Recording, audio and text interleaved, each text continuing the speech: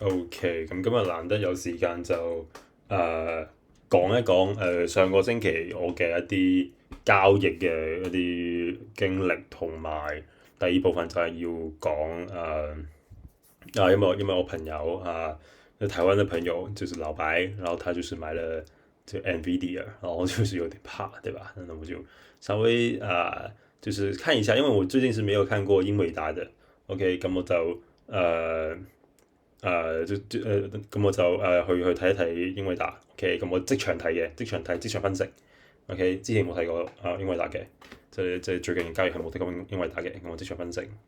好的，咁我就先講 S&P 先啦，S&P 就急一急先，我諗之後都可以考慮下會唔會轉直播啊，定係其他形式。咁啊錄片形式咧就即係我講啲廢話可能比較多嘅，咁我又唔會剪片，所以你可能一睇可能即係20分鐘40分鐘，好長嘅，我都即係我都知呢個即係呢個弊端啊，會比較影響到啦。即係如果你聽我講嘅，因為阿建文啊同埋可能其他人都有睇，咁可能就花嘅時間比較多。好的，咁就講一講 S&P 發生咩事啦。咁冇發生咩事啦。S&P 就最近就上個星期就跌得好勁啦。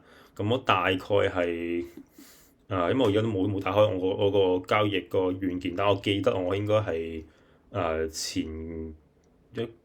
前應該星期三定星期一定星期三嗰時候，我應該平咗倉嘅。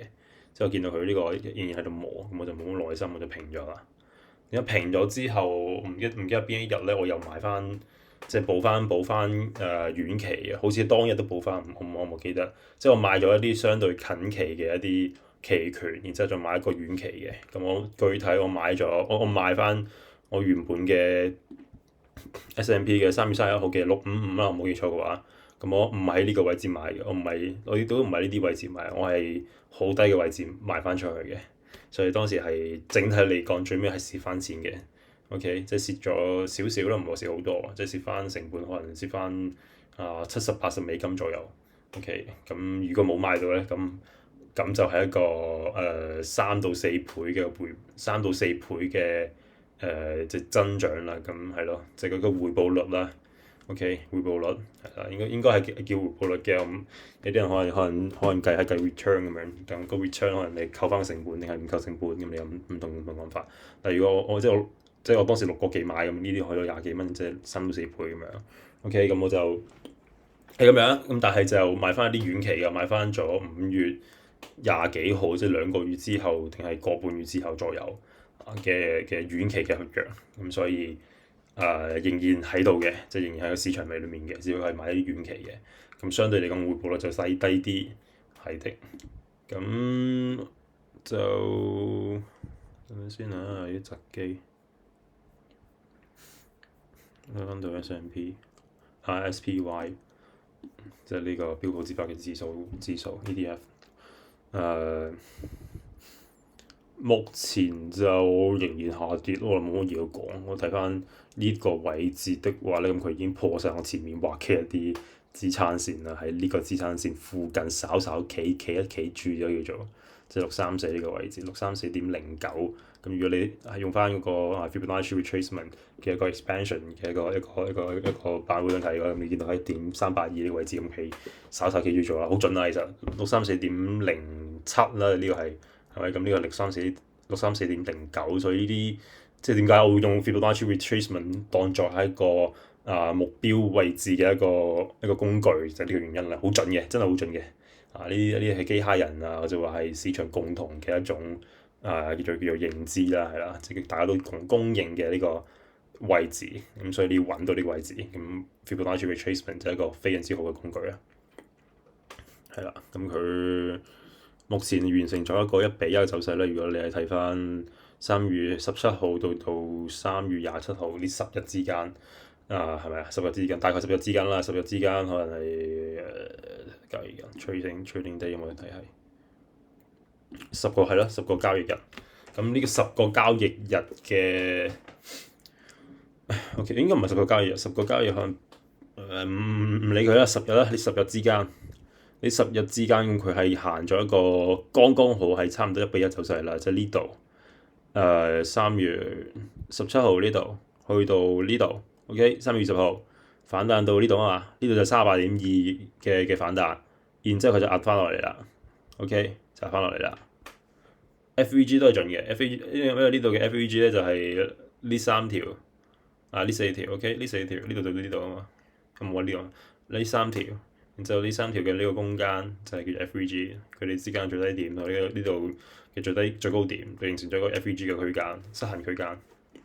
咁佢呢度就拎咗啦。3月23號星期一嘅時候就向上拎，向上拎嘅意思就係因為佢要向上突破俾人哋一種假象，好似反彈啦，係咪牛市嚟，牛市翻嚟啦，係咪牛回速歸咁樣，咁啲咪衝入去買咯，咁佢咪有更加多力量繼續壓翻落嚟咯，係咪先？壓完之後咧有玩嘢，星期三又升翻上嚟，係咪咁又先至去迎嚟一段星期四同埋星期五嘅下跌 ，OK？咁佢美股而家嘅做法就係咁樣啦，基本上都係咁樣啦，即係大盤上面係咁樣玩啦。咁當然股票又唔同啲，有股票即係我哋單講股票就相對嚟講就容易睇啲啦。相對嚟講啊，所以點解我都係推薦就叫做即要推薦大家如果玩股票嘅話咧，你盡量都係玩翻就玩翻呢種。所謂叫個股就唔好玩呢啲叫做 ETF 或者一啲即 index 咁樣因為佢個原因就係因為佢會有呢啲咁嘅來回反覆咁不斷咁樣磨咁股票當然 OK 啦，如果你玩期權就另一回事嚟嘅，係好蝕錢一樣嘢嘅，所以你見到我呢日都頂唔順，都要提前走一走。咁當然提前走一走，我係要咪去用嗰筆錢買其他嘢啦，咁所以我先提前走咁樣應該呢一日應該係23號冇記錯，應該23號先走嘅。然之後就呢一日可能買翻轉頭啦，應該星期三就再買翻，定係星期二就買翻，唔好記得啦。可能星期二或者星期三又買翻。所以呢兩日下跌我仍然存在嘅。咁我想講嘅嘢就係你買股，你買呢種指數型嘅呢種咁嘅期權係好蝕錢嘅。就會被人磨到好盡嘅，咁你買股票就純粹都會磨你咯，即係如果你心態唔穩嘅，你唔係如果你 set 咗個止損點 set 喺呢個位置，明明佢冇即係 set 喺呢個位置，明明冇去到嘅，但係你見到呢啲咁嘅K 線好似要反彈啦，咁你提前走咗去，將你個止損下放咗，咁咪俾人哋洗走咗咯，係咪？咁你咪成到呢輪嘅下跌咯，同個意思。咁你玩 ETF 就有呢個問題啦，你玩個股你去揀股票啊，明唔明啊？你去揀呢啲，因為你要知道一樣嘢咧 index 佢嘅組成係乜嘢咧？係由唔同嘅股票組成噶嘛，係由市場上面一個機構監管機構係咪？佢認為嘅呢500隻最優質嘅股票、最有潛力嘅股票放咗入去呢個 index 裡面，呢個指數裡面。咁樣去行咁，即係呢啲咁嘅圖啊，呢啲圖就係呢500隻股票共同行出嚟結果啊嘛，而且佢係一種權重型嘅一種 index 嚟嘅嘛，咩意思啊？佢嘅比例係唔同噶嘛，佢有啲比例係壓得好重噶嘛，有啲比例壓得好輕噶嘛，所以呢種其實係一種即係呢種唔係太過客觀嘅一種市場數據，所以你見到點解 S&P 好似跌得好犀利啦 ，S&P 500跌得唔係好犀利，但係可能納斯達克指數就係一啲其他咩道指定唔知咩指嘅一啲指數咧，好似跌得即係跌得快啲喎？點解啊？就因為呢個原因咯，佢嘅組成部分唔同，佢嘅比例、佢嘅權重比例都唔同，咁所以 S&P 嘅表現其實係相對嚟講冇咁好嘅。講真句冇咁好嘅其實。其實做下跌我都明嘅，可能。即係 QQ 可能已經跌咗成兩個 percent，而家先跌到1.7%咁樣。咁但係佢總體嚟講都下跌緊，當然係啊。OK，咁我想講嘅大概就係咁啦，即係新手也好，老手也好，都要花時間喺選股上面啦，就盡量唔好斷網。就盡量唔好就買咗，即盡量就偷懶先買指數嘅工具，偷懶先買指數嘅。咁指數嘅原因就係因為指數嘅走勢冇咁靚嘅，佢仍然係一段下跌走勢嚟㗎嘛。但係呢段下跌走勢係不斷咁樣向上去測試，向上去拎，即係行緊。你可以話係嗰種窄幅嘅一種下跌，即係佢下跌都唔俾你咁舒服咁樣下跌。即係你買跌啦，明唔明啊？你買跌佢都唔俾你咁舒服嘅。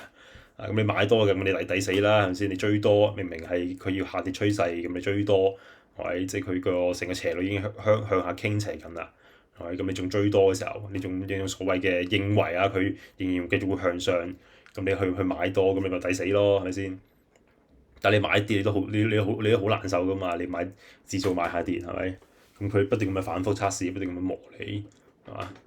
就咁樣啦嚇，咁講埋佢目標價，我諗就因為指數都係有個難處係乜嘢咧？佢嘅目標價係相對嚟講係比較難定義嘅，因為大家都會睇大盤嘅，即係雖然大盤係唔係好準啦，即係或者佢一種所謂叫做一種歧義，有咗一種差異喺度，即係一種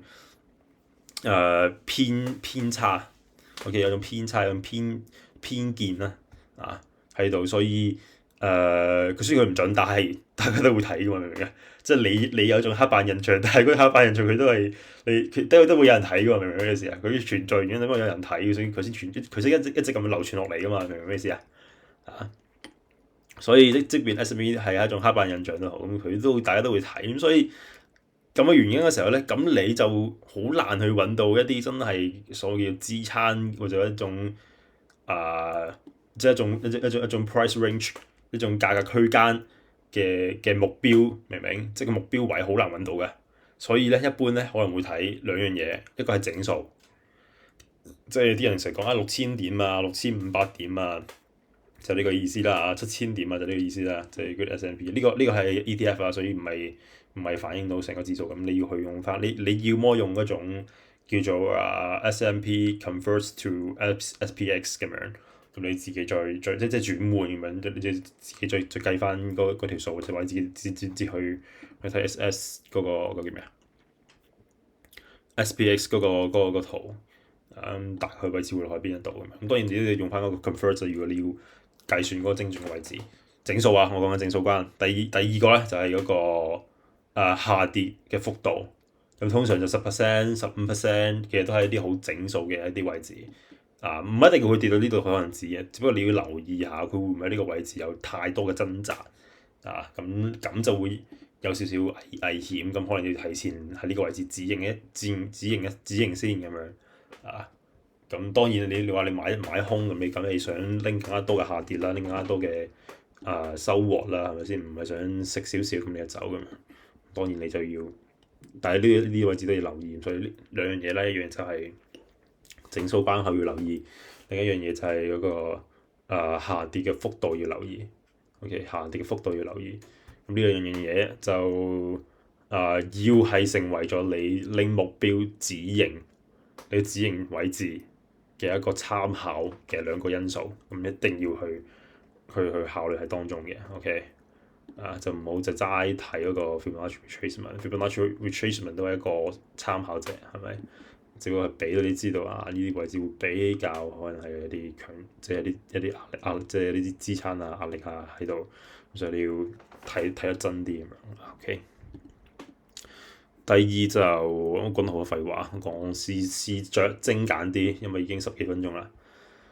第二就講Tesla，因為我都有做，咁 Tesla 同 S&P 都一樣，都係應該係呢2日之內可能就平咗，唔係好記得邊日啦。呢2日之內平咗，都係因為佢反彈得有少少太過離開，或者話佢有少少超過咗我個心理關口。咁我都係用嗰筆錢去買其他嘢啦，都係即係買翻出去咁樣。應該蝕少少咯，唔好確定蝕幾多啦，蝕好似都係70蚊定80蚊美金左右，都唔係好多即係咁，我係邊日做翻咧？應該係呢一日，好似係呢一日做翻，定係呢一日？唔係好記得啦。應該呢一日做咗，然之後呢日好似再追多，即係再加多2張倉咁樣。咁我目前就呢度呢個位置嘛，係咪？咁咪繼續跌咯嚇，點樣下跌趨勢？我好早已經講啦，我都係同一番説話，我係好早之前已經講 Tesla 係要下跌嘅。OK， 好早之前已經講啦，成個月之前已經講啦，即係佢行呢啲咁嘅濕鳩走勢，冇乜強支撐，唔講啦，再講好多廢話啦，唔講啦。總之好多之前已經講 Tesla 要下跌，OK 啊，而家只不過係一種反抗咁再下跌咯嚇，冇乜嘢㗎。佢都係下，即係佢而家都係延續走勢啊嘛，啊！而且你係想見到呢啲嘢嘅，即係呢種所謂叫做價跌量增啊，或者價增量增呢啲咁嘅嘢，你希望見到呢啲嘢嘅，即係佢個動能趨勢逐漸被放大啊！呢個信號係 OK。嗱，講埋啦，你見到佢呢啲嘢咧，嗱你見到股息率，即係股息佢唔配俾你㗎，見到啊？股息係唔配俾你嘅，即係今日講嘅股息率嗰樣嘢啊嘛，股息係低㗎，1點幾啫嘛，剛剛即係買 SPY 買指數，買佢 S&P 500嘅嗰個指數，所以有啲人咧，你係見到一啲Instagram 裏面有一啲所謂叫做投資嘅一啲 KOL 咧，叫 KOL 定 KOI 啊？KOL 嚇。KOL，OK，Key Opinion Leader 啊嘛，motherfuckers 係咪？即係呢啲 motherfuckers 講呢啲嘢全部廢話嚟，根本就即係你買咗你嘅呢個指數就可以長放。我屌你老母，你長放你嘅回報率得幾多啫？10%啫嘛，係咪啊？即係十或者12㗎嘛，但係你中間可能都會跌㗎嘛，係咪啊？咁你要揸成咁多年，揸成5年10年咁樣計，冇可能㗎嘛！你一般人長揸都唔係咁樣長揸法啦，我覺得而且你睇下嗰啲股息咁撚柒低，係咪？你要長揸，你都揸一隻即配息率高啲㗎嘛，係嘛？郭成就話要去到7% 嘅，即係美股嗰啲佢話要去到7%嘅。我自己覺得啦，起碼呢啲都要有5%啦，即係每年都要俾你5% 嘅一個股息俾你啊！如果唔係太低咧，1%呢啲長揸唔到嘅，明唔明？你要長揸啲有配息率高啲㗎嘛。如果都冇現金流咁，你一直去揸住呢樣嘢都冇回報咁，你好對你個心態好影響嘅唔建議我個人啫，而家真係唔建議買呢啲咁嘅指數嘢，濕鳩嘢嚟嘅，自己花多少少時間去選股啦。個股係回報率係相對嚟講高多嘅，啲人偷懶先買指數嘅。講埋呢啲啊，呢 AI 應用股，AI 應用股就講下我點樣買啦。我記得係邊日咧？呢一日買嘅，3月24號星期二嗰時候買嘅，好似就係賣咗嗰兩張SPY 期權同埋 Tesla 期權，然之後買呢一張嘅期權。我都係嗰句話，我自己玩期權嘅原因，因為我本金細而家。我想要快速咁擴大我本金，我想喺呢一輪嘅下跌裏面快速咁樣去擴大我資本，我先玩期權嘅。咁我唔係推薦大家玩期權，唔鼓勵大家玩期權，絕對唔鼓勵。玩乜嘢都係玩股票係最好嘅。只不過你本金唔夠大，你筆錢唔夠大，你玩股票嘅回報率相對有限，所以我先玩期權。OK，唔建議玩期權，玩股票。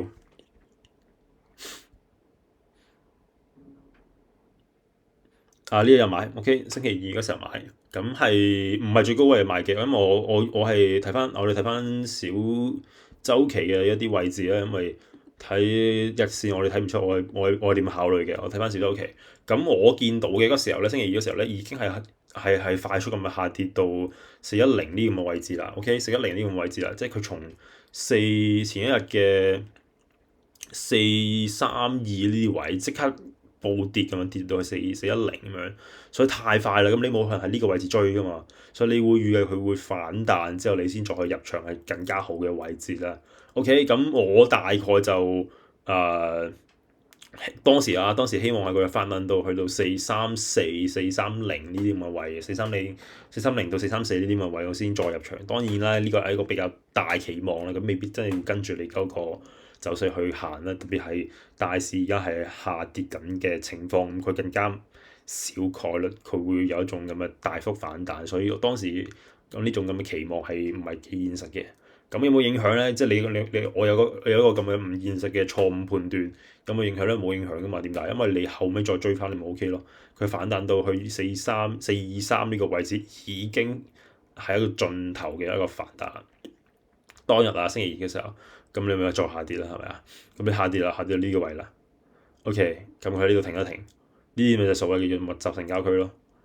咁就成交區你可以提前入場，因為期權我買係比較遠期，咁所以呢啲位我唔係好介意，所以有一部分追空嘅一個即係追嘅一個成分，但係喺一種小周期裏面追啊，唔係一種大周期裏面追啊。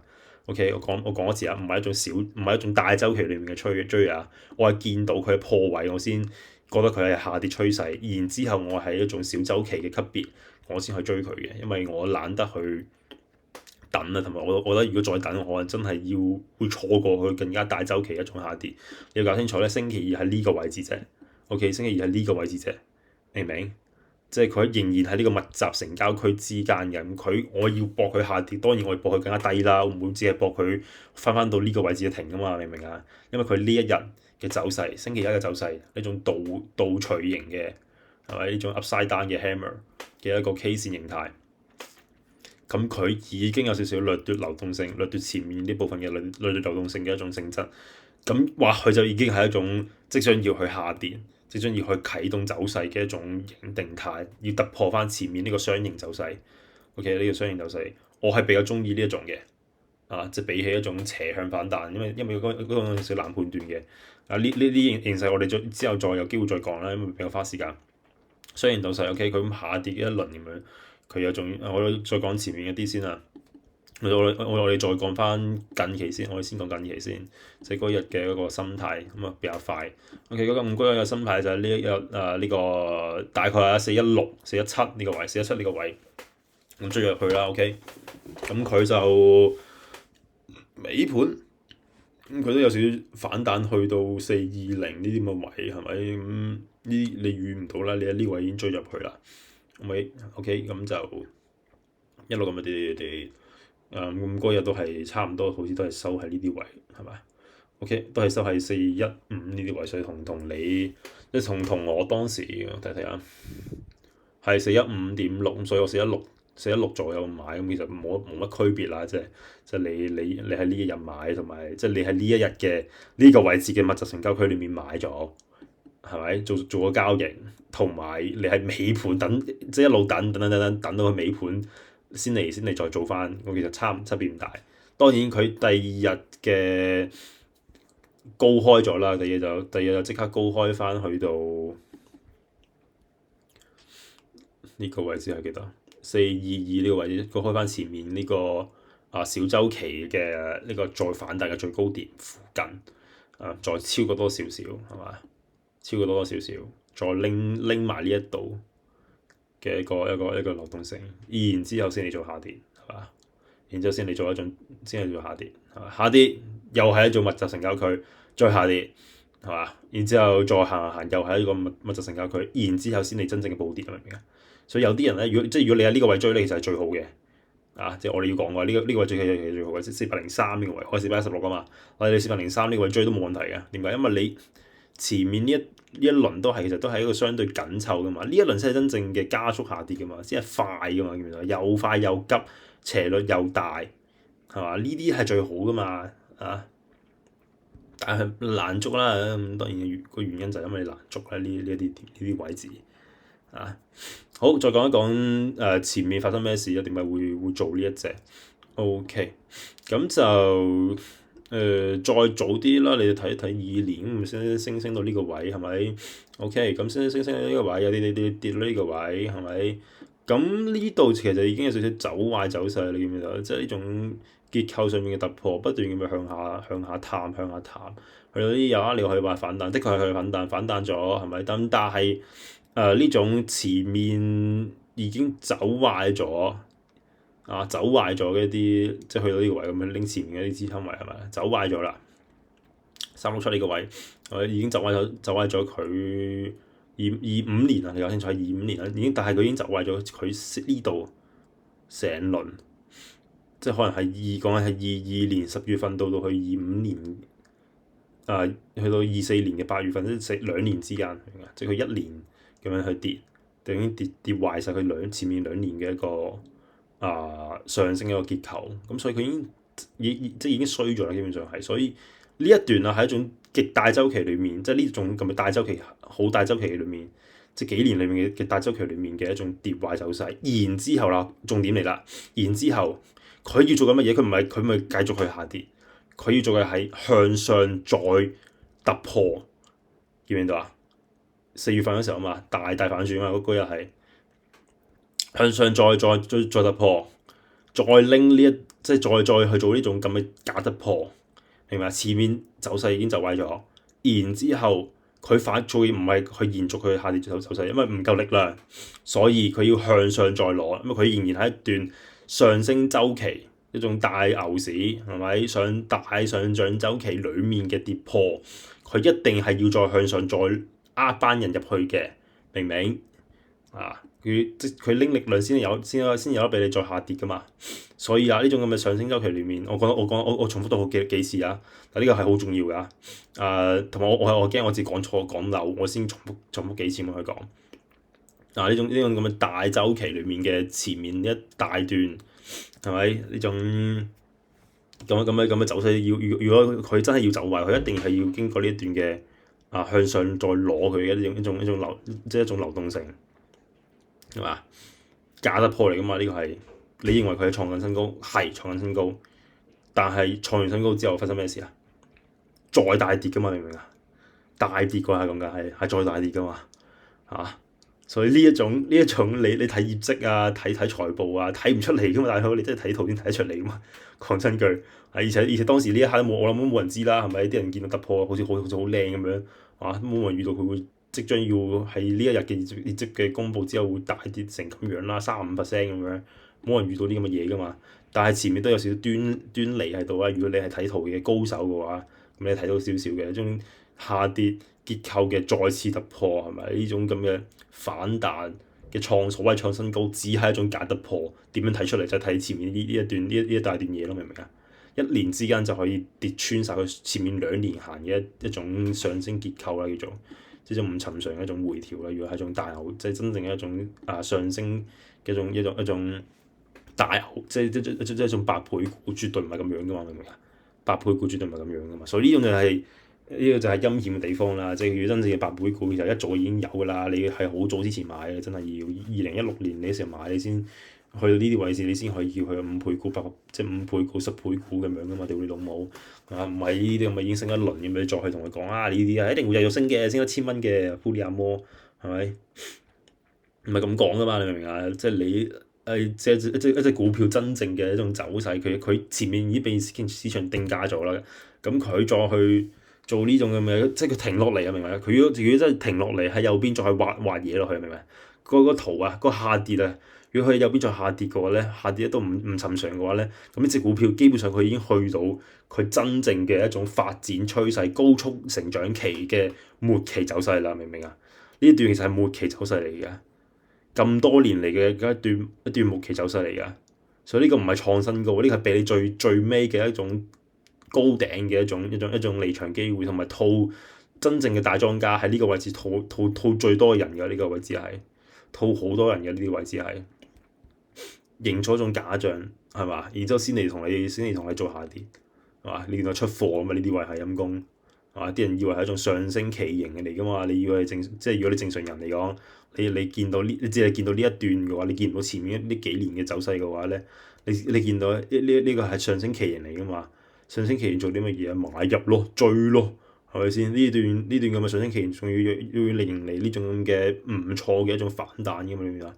上升旗形去到呢個位置係嘛？佢已經突破咗前面呢條，算係突破咗前面一條趨勢線係嘛？去到呢個咁嘅位，呢4日。你諗下套入咗幾多人入去啊？係嘛？呢4日大把人套入咗去啦，陰公係咪？因為呢個係買㗎嘛，呢個係傳統技術嘅分析也好即技術分析係叫你買㗎嘛，呢啲位置係唔係叫你賣㗎嘛？唔係叫你觀望，叫你追添啊，陰公但係如果你見到前面嘅你唔係㗎嘛。最尾佢嘅結果就係下跌陰公，跌成35%添，係咪？你真係要買嘅話，仆街，好撚慘㗎嘛！即係你幾日去按住呢種技術，即係你仲係按住傳統技術分析，你見唔到前面咁大週期嘅一種走勢嘅話，你係好危險㗎。哇！3分鐘啦已經，講快啲。OK，咁所以佢迎嚟咗呢一段咁嘅下跌大跌之後，係嘛？再做一種頭肩底呢個肩。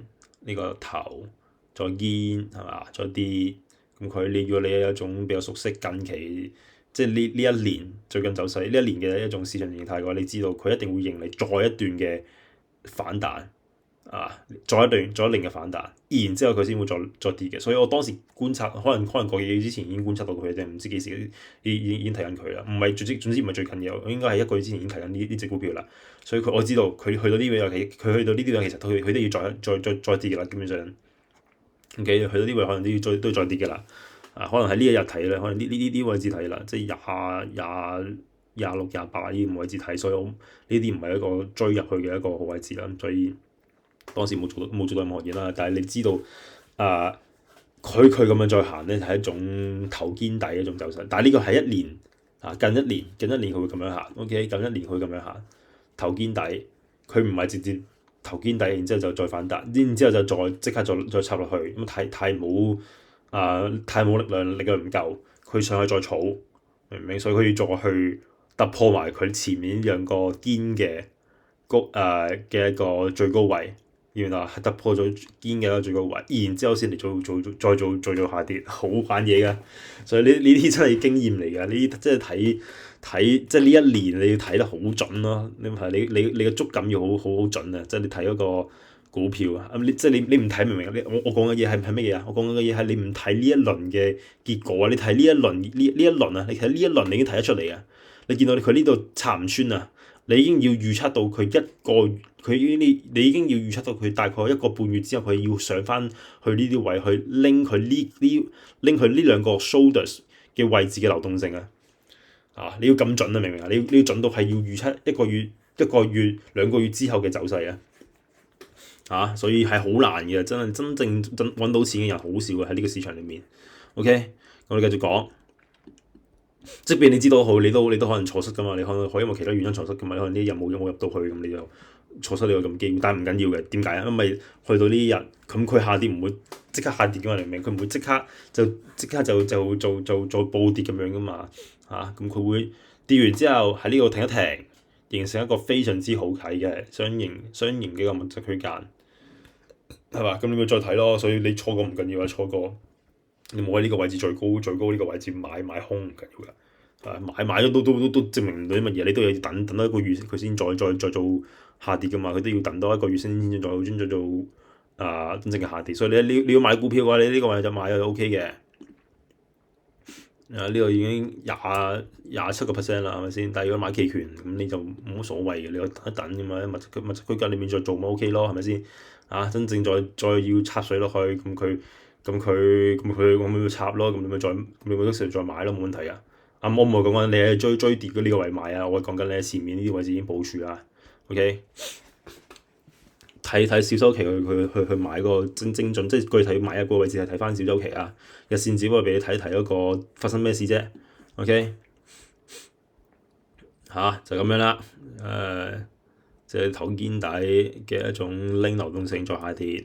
係嘛？或者話你有冇其他解讀方式啊？冇啦，就係呢個，就係呢樣嘢啦。OK，即係用大周期，即係你4月份到而家呢一度發生咩事？4月份到1月份發生咩事？係嘛？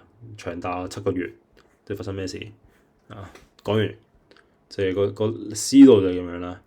講埋 Palantir 益下你哋，講埋 Palantir 嗰個思路都差唔多，即係叫做咩啊？即係緊啲，我哋睇呢啲位置，即係比較緊嗰啲位置。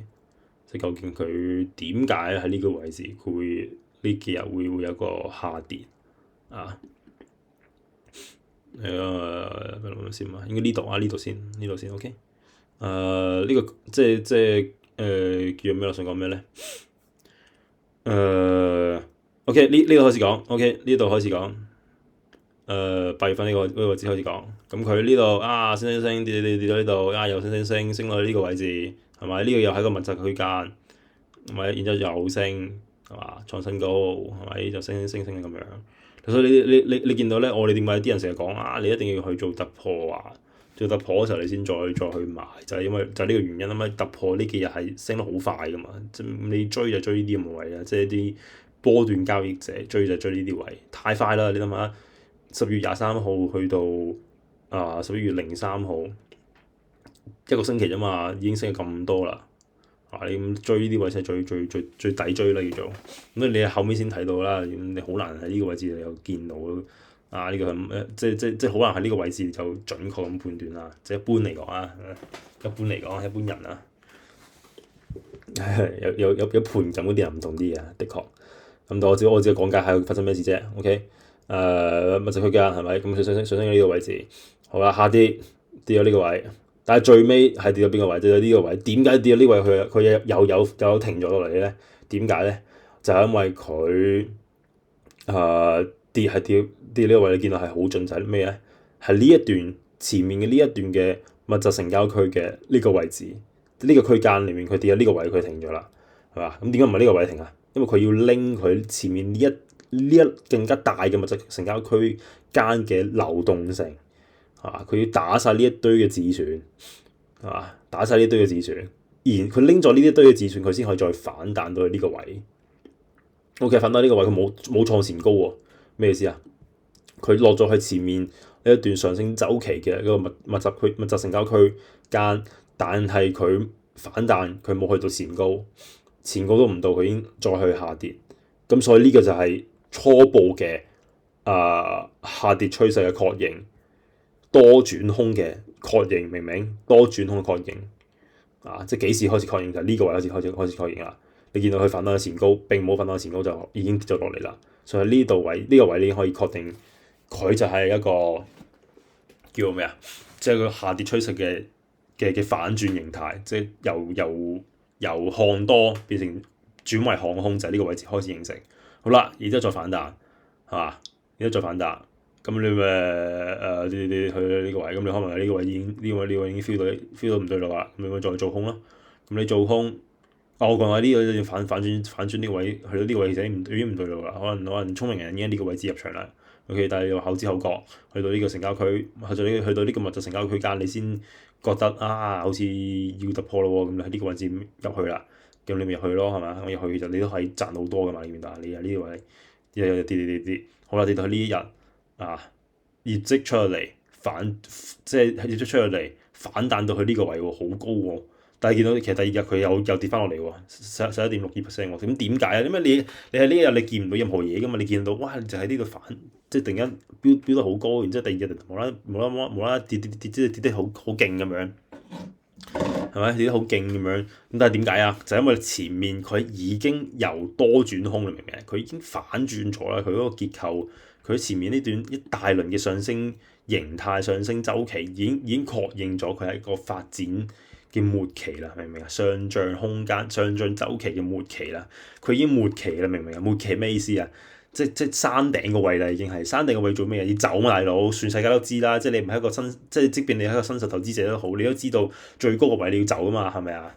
山頂你要走噶嘛？邊個咁點樣判斷幾時山頂？我冇講咗咯，就呢度咯，明唔明啊？佢反到前高，佢反到前高，佢冇突破，佢冇去到前高，明唔明啊？佢已經行衰咗呢度啦，明唔明啊？佢已經行衰咗呢一度啦，已經插穿咗前面呢一段好重要嘅密集成交區間，行衰咗啦，篤穿晒佢啦，反彈啦，係咪啊？最尾逃生門喺呢度噶啦，反彈啦，去到呢個位冇突破前高，好重要，冇突破前高，然之後有插落嚟，係嘛？咁所以呢個就係一個好明顯嘅一種反轉週期嘅一種確認咯，係嘛？聰明嘅人其實呢個位已經知道要出事啦，明唔明啊？11月份可能已經知道出事啦，無啦啦點啊？如果真係有一種合理回調咧，唔會喺呢個位置就即係你明唔明啊？合理回調唔會去到呢個位置噶嘛，唔會突然間急跌成咁樣噶嘛，然之後篤穿晒呢啲前面咁嘅位噶嘛，係嘛？佢嘅回調應該係緩慢而合理噶嘛，先係一種。延續上漲週期嘅一種合理回調噶嘛，佢唔係合理回調，佢唔係合理回調就係一種就有機會演變成一種反轉嘅一個結構啊，明唔明啊？即係趨勢反轉啊，趨勢反轉就咁樣睇啦。反彈到前高，反彈冇去到前高，明唔明啊？反彈去到前高就俾人哋篤翻落嚟，或者話反彈根本就冇去到前高，係嘛？就已經俾人壓咗落嚟啦。咁就已經係一種趨勢反轉嘅一種信號嘅一個確認，所以如果你確認咗呢一日，你係1月2號已經確認咗呢一樣嘢之後咧，咁你唔會覺得好奇咯？你會唔會覺得哇呢一業績出嚟啦？哇係咪牛回速歸啊？係咪啊？唔係啊嘛，因為前面下跌趨勢已經確認咗啦嘛，明唔明啊？所以佢繼續下跌好合理喎，其實係嘛？再下跌好合理喎，因為已經反轉咗啦，明唔明啊？已經係一浪比一浪低，係咪啊？一浪即係一浪比一浪低，一浪嘅頂都係比一浪嘅頂低啊嘛。咁呢個就係已經趨勢係走緊啊嘛。OK。成交量都有一定嘅參考㗎，我啱先應該講漏咗 Tesla，但轉頭翻去，OK 已經40分鐘啦，好撚長啦已經。所以咁佢喺呢個位置咁呢度咁去到呢個位置突然間停，即係佢已經停低落嚟啊！咩意思咧？咁佢呢個就比較經典嘅休息啦，叫做即係如果按更加單周期去講咁當然日線唔係咁睇啦。W 形態反轉 OK，2B 形態去到呢個位，再去插落呢個位。俾人借呢一種假象係認為佢會繼續去下跌，所以佢呃緊追空嗰啲人入去嘅，所以呢個位置企硬咧，其實你已經走啦。如果呢個位置追，即係如果呢個前面呢個位置做空嘅話，呢個位置已經走啦。咁佢已經係一種比較明顯嘅 W 形態，準備 W 形態啦。所以 W 形態好嘅呢一日再去測試呢個前面嘅呢個支撐位，因為 W 形態已經係形成一種所謂一種確認一種支撐啦。咁所以呢一日嘅佢呢一段咪行一段反轉咯，明唔明啊？W 形態咪反轉咯，係嘛？反轉，但係佢仍然係俾前面呢段 fake external 嘅呢個壓力帶壓住噶嘛，明唔明？佢仍然壓住噶嘛，佢仍然係冇轉多，明唔明啊？佢嘅下跌結構並冇破壞到啊，佢只不過係反彈到呢一度位置，係嘛？稍微停留咗一下，所以呢個又係一種壓人入場嘅一啲咁嘅信號，好多啊真係。但係呢個位置你可以話係50-50啦，即係去到咁嘅反轉，去到呢個位置呢個咁嘅密集成交區係50-50，但係更加多嘅傾向，我哋係會傾向於下跌嘅嘛？點解？因為前面行緊下跌啦，明唔明啊？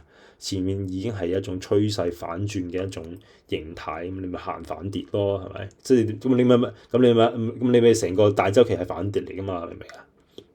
咁所以去到呢度點解呢個會即係點解呢幾日會破位啊？就係我前面講一大輪嘢，明唔明啊？嘅結果，催生嘅結果就係佢呢幾日會喺呢個位置再反，即係再下跌。所以你不斷判斷，不斷咁去跟蹤，就係跟蹤市場嘅原因就係咁樣咯。所以股票真係一門藝術嚟嘅，即係投資真係一門藝術嚟嘅。即係你睇到好多嘢，同埋你係不斷咁樣去學緊新嘢嘅，即係你嘅腦不斷咁轉緊嘅，每一日都係探索緊新嘅嘢，每一日都睇緊新嘅唔同嘅嘢。就係有趣嘅，我覺得呢樣嘢呢個過程都係有趣嘅，但係都係有好有挑戰性咯，叫做。如果你唔係一個聰明人，你係玩唔嚟股票嘅啊。所以如果你係一個蠢人嘅話咧，咁你一定要做好自己一個計劃，即係一定要嚴格遵守自己定落嚟嘅啲規則啊。即係你幾時要走啊？止損位喺邊一度啊？呢啲一定要嚴格遵守，因為你唔係個蠢，因為你唔係個精人啊，你唔係精啊已經，你睇唔到前面一個精人應該睇到嘅嘢。咁你係一個蠢人嘅時候，咁你一定要嚴格遵守你嘅規則，你先可以喺個市場裡面食到個魚身咯，明唔明啊？精人係食魚頭魚尾噶嘛，咁啊即係食魚頭噶嘛，係咪？同你做生意一樣噶嘛，做生意一定係有一班最聰明嘅人，係咪？第一下就開掘咗呢個市場，即係第一批人咁樣，咁第二批就係見到第一批人揾到錢，然之後即係衝入去噶嘛，但係第二批人都賺到錢噶嘛，你明唔明啊？第二批人都賺到錢㗎嘛，賺唔到錢係第三批、第四批嗰班已經係一段發展嘅一段末期先追入嚟嗰啲人。咁第三批、第四批咪就係蝕錢嗰班人咯，明唔明啊？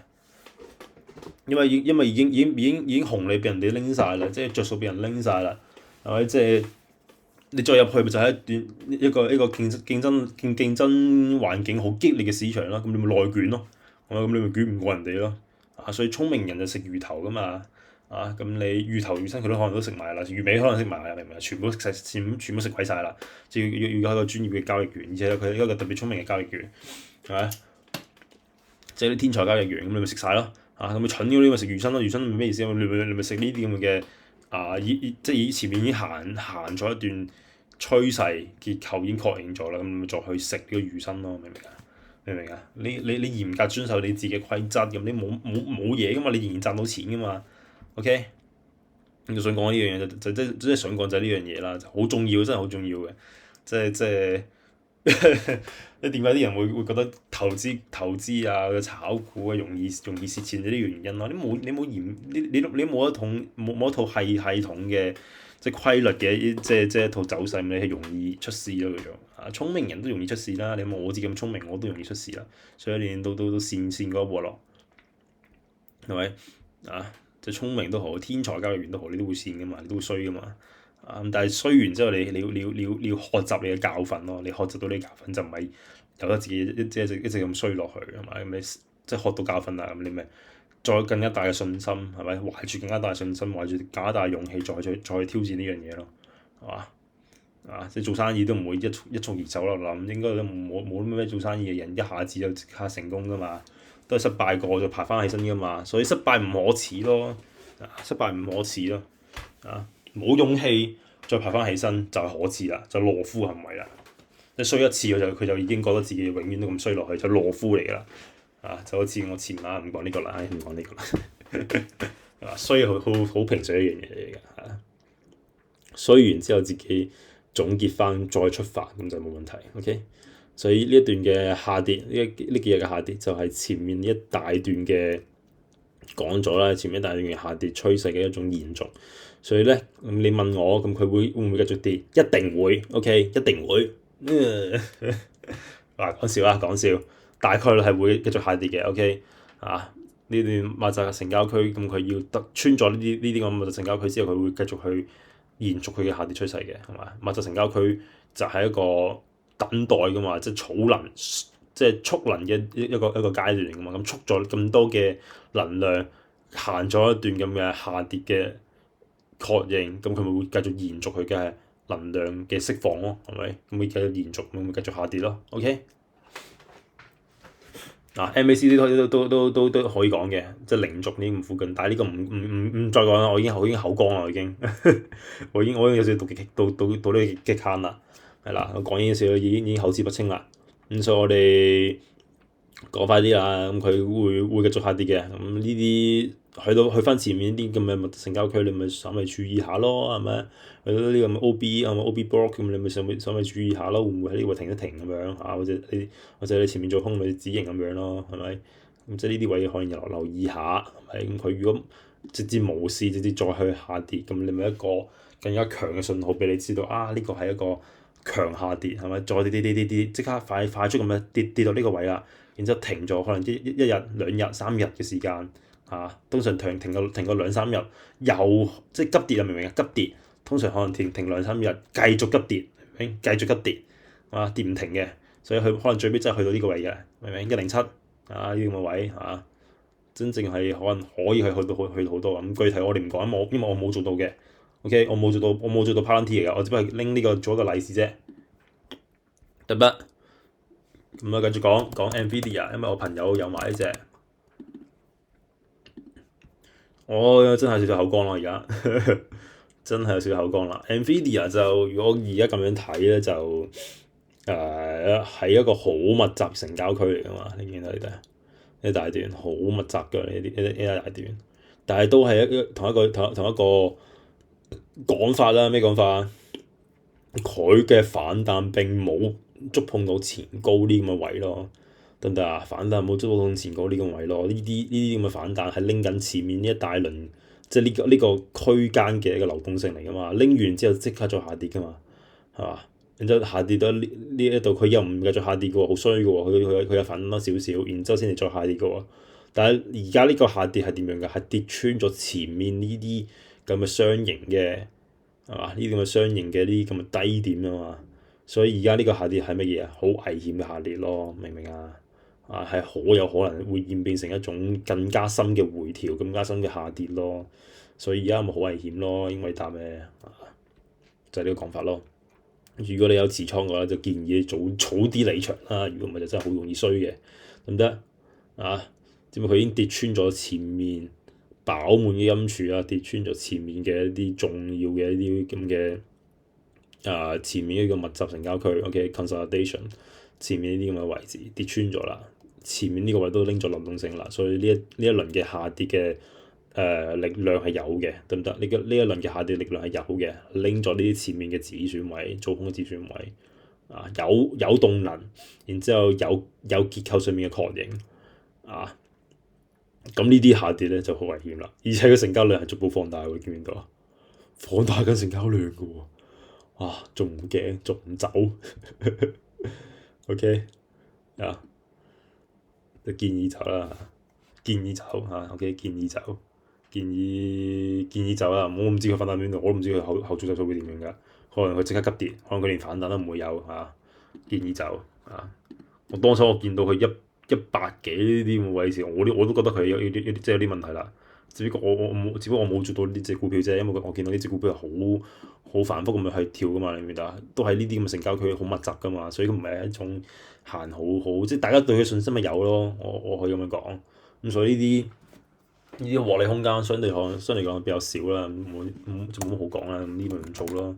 做一定要做啲波幅大嗰啲噶嘛，獲利嗰啲波幅大咯，所以就冇睇到。OK，Tesla 我想講咩咧？我想講就呢啲咯，呢啲價真量真呢啲咁嘅位咯，得唔得？即係佢如果佢下跌嘅，或者佢上升嘅，啲價真量真係我哋最想見到咯，因為係確認緊佢之後會唔會延續佢下跌趨勢。咁價真量真通常就係一個延續下跌趨勢嘅信號啦，咁當然呢啲又唔係啦，係咪啊？呢啲都係價真量真咁樣。但係3月20號要小心啲啊！3月20號我冇記錯應該係一個三無日，所以呢個日嘅成交率唔準嘅，得唔得？呢個成交率雖然放大咗，但係唔準嘅，所以後尾有少少嘅反彈係正常嘅。OK，後尾嘅反彈係正常嘅。我當時嗰一刻都講到啦，後續係有機會反彈到去咩379啊呢啲咁嘅位379啊300幾呢個位講咗啦，我真係講咗啦，唔係話我冇講到，我係嗰日已經講咗啦唔係馬後炮係講咗啦，即係講咗係有機會反彈到呢位，只不過確實我冇估到佢會反彈到咁高啦，396呢咁嘅位啦，得唔得？但係我係仍然在場嘅，得唔得？結果係好嘅，對於我嚟講，我仍然在場，我仍然賺緊錢，係嘛？持倉仍然賺緊錢，咁就足夠啦。我唔係證明我唔係要去證明我嘅判斷佢反彈要真正去到邊啲位置，真正要去到邊啲咁準嘅位置係咪？因為我哋冇人知噶嘛。但係只要你在場只要你相信你自己嘅判斷知道你前面呢一大輪發生緊咩事，咁就唔會俾呢一細輪嘅即係呢一細段嘅嘢影響到你咯，明唔明？咁咪繼續持有咯，冇問題㗎。OK，咁都冇講啦，睇先啦。